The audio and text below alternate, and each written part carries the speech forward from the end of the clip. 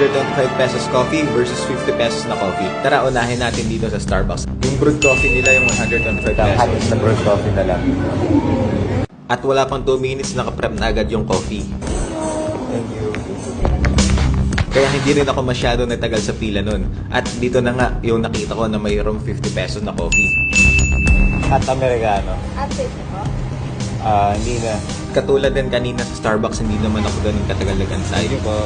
Sobrang init pala nung cup. At ang una kong tinikman ay yung 125 peso coffee. Dahil mahilig ako sa matatapang na kape.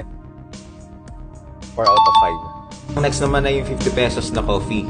So, tikman na natin. Ngayon lang ako naka-order dito sa coffee shop na to, kaya hindi ko alam ang i-expect ko. Isa pa. At pagkatapos ko matikman yung 125 pesos na coffee at 50 pesos na coffee, Crowd na to. Itong 125 peso ng SB yung panalo dito. Itong isa, 4 out of 5 stars.